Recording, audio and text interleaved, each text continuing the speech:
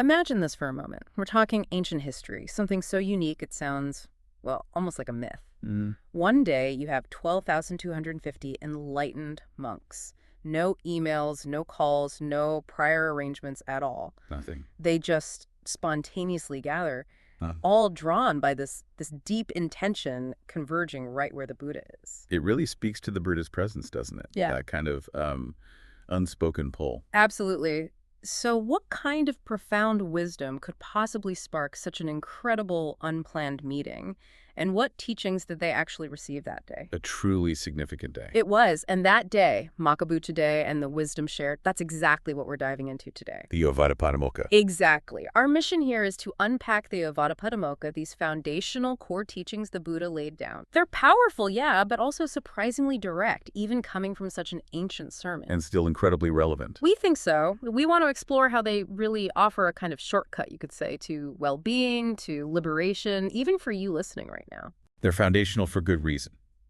Makha Bucha itself, the 15th waxing moon of the 3rd lunar month, that was the moment the Buddha really cemented the bedrock of his teachings for everyone. And that detail about the monks arriving without any prior arrangement, Yes. it just highlights the incredible spiritual energy of it all, the synchronicity. Each one came entirely on their own, just driven by that pure wish to see the Buddha. It really set the stage perfectly, the ideal moment for him to deliver these teachings that lead to liberation. So, yeah. But what's really crucial here, I think, is the source of these teachings. The sermon is very clear. How so? It says they were delivered by the Buddha as someone who is all-knowing and all-seeing. All-knowing, all-seeing. That sounds immense.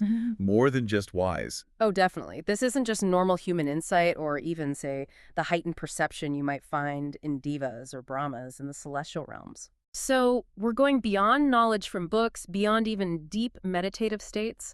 What does knowing and seeing mean in this context? It means seeing reality directly, in a way that just transcends our usual understanding. The text explains it happens through the eye of Dhammakaya and the knowledge of Dhammakaya. Dhammakaya, that translates as the body of Dhamma. Essentially, yes. Think of it as the true embodiment of ultimate truth. The true Tathagata.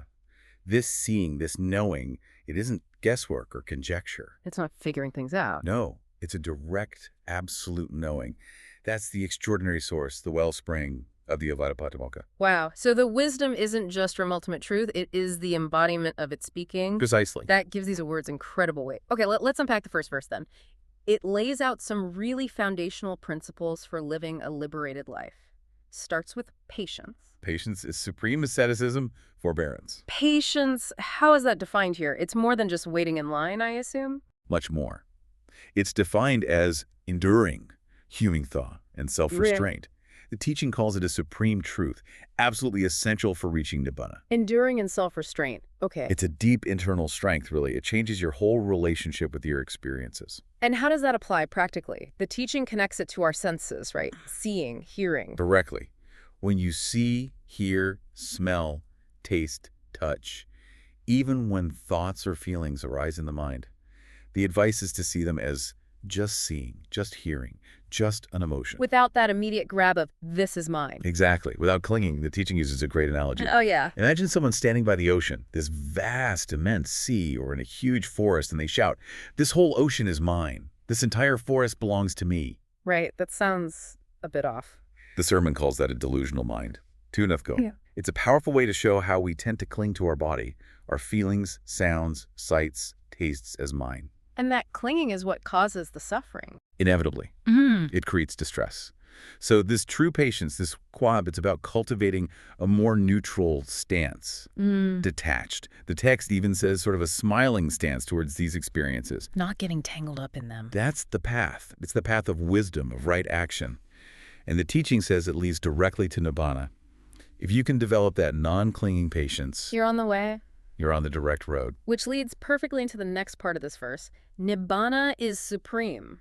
And this part really critiques, well, all other forms of existence.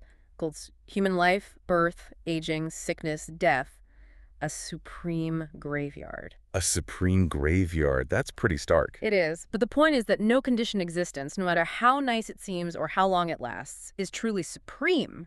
Because it's all impermanent, unsatisfactory in the end. Even the higher realms, like Bhava worlds or Brahma worlds, even those, the sensual realms, the form realms of the Rupa Brahmas, even the formless realms, the Arupa Brahmas, where beings can exist for, 84,000 kalpas, an almost unimaginable length of time. 84,000 kalpas.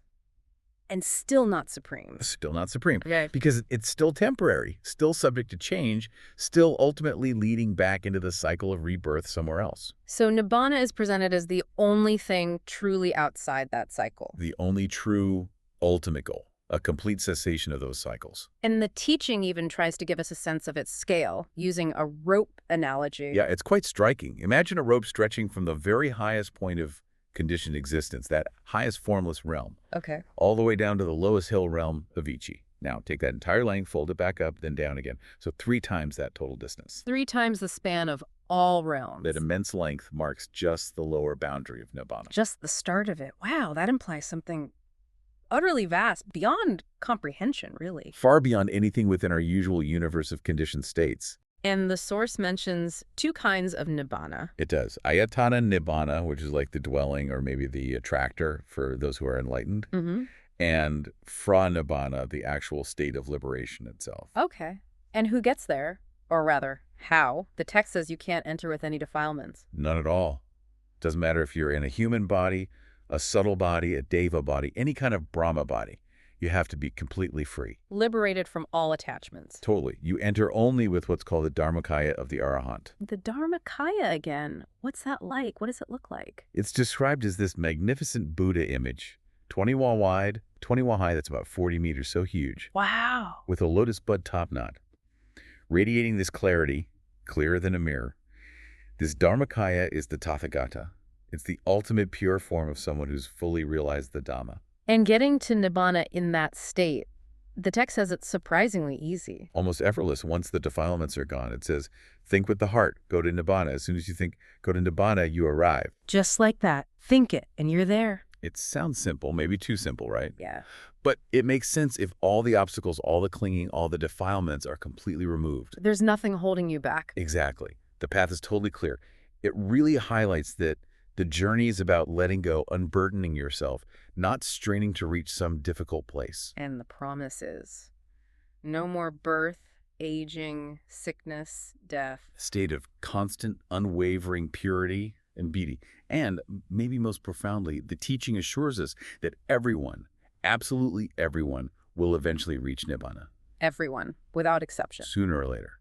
If they practice correctly, the path leads there for all beings.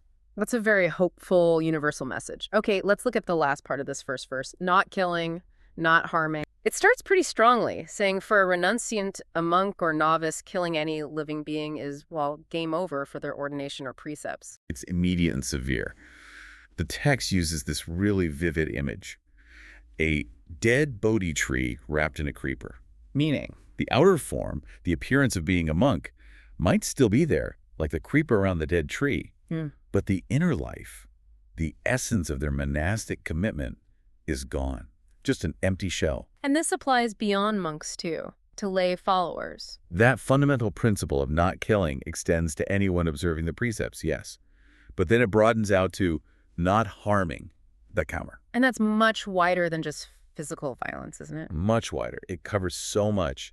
The teaching breaks it down into 3 ways. Okay. First, physical harm. Obvious things like hitting someone, sure, but also less obvious things, like encroaching on someone's space, maybe sitting too close uncomfortably, or taking over part of their land.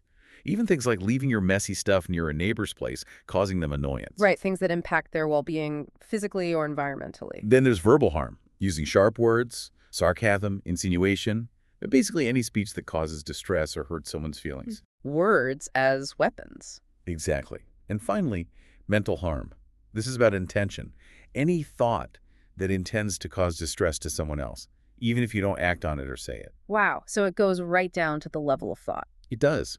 A true samana, which means someone who is peaceful, calm, is tranquil in their senses, body, and mind, free from these harmful intentions. It reminds me of that advice the Buddha gave his son, Rahula. A very pregnant teaching. Before you act, before you speak, even before you think, just reflect first.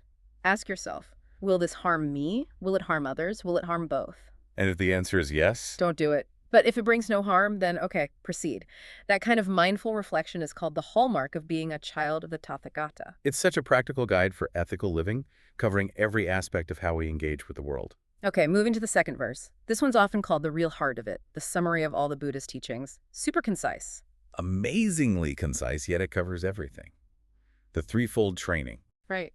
Not doing any evil, accomplishing wholesome actions, and purifying one's own mind. Morality first, then accomplishing wholesome actions. Mahiblastain, this links to the Siddhanta Pitaka, the basket of discourses, which really focuses on concentration, meditation, delight, calm. So doing good involves training the mind. And the third part, purifying one's own mind. Wisdom. So this is about seeing clearly. It's about achieving a mind that's constantly clear, free from all defilements, understanding reality just as it is. That's the wisdom aspect. So these three simple lines, avoid evil, do good, purify the mind, they basically encapsulate the entire Buddhist path, all 84,000 units of Dhamma, the whole Tipitaka. In essence, yes. The teaching says these principles, sila, samadhi, pañña, are inherent right here Yeah. within the Dhammasphere that makes up the human body. They're already within us, waiting to be cultivated. And the Wat Pakanam tradition elaborates on this cultivation process. It talks about progressing through different bodies. Like levels of refinement. Kind of. Yeah. From the physical human body to a subtle human body, then Deva, subtle Deva, Rupa Brahma, subtle Rupa Brahma, Arupa Brahma, subtle Arupa Brahma. Okay, a whole sequence. And at each stage, you're cultivating the corresponding spheres of sila, samadhi, pañña, but also vimutti, liberation, and vimutti jnana dasana, the knowledge and vision of that liberation. So it's an ever-deepening path of development. An unbroken, clear path, getting progressively more refined at each step. That's a really helpful way to visualize it. Okay, finally, the Ovādapātimokkhā wraps up with a third verse. This one seems more like practical guidelines. Exactly. Practical guidelines for putting all this into practice. The source notes the Buddha mentioned time constraints here, but these points are still considered vital. So what are they? First, not criticizing or reproaching. Basically, don't find fault or speak ill of others. Fosters harmony. Important for community and for one's own peace of mind, I imagine. Definitely. Then not harming or killing, tagapanakan. It's reiterating that absolute core principle we discussed. Nonviolence is fundamental. Can't emphasize that enough, it seems. Then restraint in the patimokkhā. This refers specifically to adhering to the monastic code of conduct, the ethical rules, discipline. The framework for practice. Yes. Next, moderation in food. Knowing the right amount when eating. Not too little, not too much. Prevents extremes that hinder practice, like drowsiness or weakness. Precisely. Then, secluded dwelling. Kaṇḍa, choosing quiet, solitary places for practice, away from distractions. Just support concentration. Makes sense. And lastly, devotion to higher mind. This means actively engaging in practices that cultivate higher states of mind. Like what specifically? The text mentions attaining the jhanas, those deep states of meditative absorption from the first up to the fourth, really developing mental concentration and clarity. So these are the hands-on tools, the lifestyle choices that support the bigger picture of purification and liberation. They provide the essential framework, yes. They make the path workable. Okay. So we've journeyed through the Ovādapātimokkhā, these really core foundational teachings from the Buddha delivered on that unique Makha Bucha day. From that amazing spontaneous gathering. To the core ideas, patience as endurance, nibbana as the truly supreme goal, the absolute necessity of non-harming in thought, word, and deed. And that comprehensive threefold training. Morality, concentration, and wisdom. Sila, samadhi, pañña. It's amazing how relevant these ancient verses still feel. They're not just history. They offer such a clear, actionable path. A path to inner peace, to ultimate liberation. Yeah. And it really does distill so much complex spiritual practice into this timeless, direct advice. Applicable to anyone, really. Wherever you are on your journey, it's powerful stuff. Truly is. So maybe here's a final thought for you to consider, something to mull over as we wrap up this deep dive. Okay. The sermon tells us two remarkable things. One, that all beings, no exceptions, are destined to reach Nibbana eventually, sooner or later. And two, that the Buddha's way of knowing, through the Dhammakaya, allows for an immediate arrival in Nibbana just by thinking it once all the defilements are gone. A radical idea. Completely. So the question is, How might holding this radical understanding about ultimate reality, about our shared universal destination, how might that transform your perspective on your own life's journey right now, your potential for profound liberation?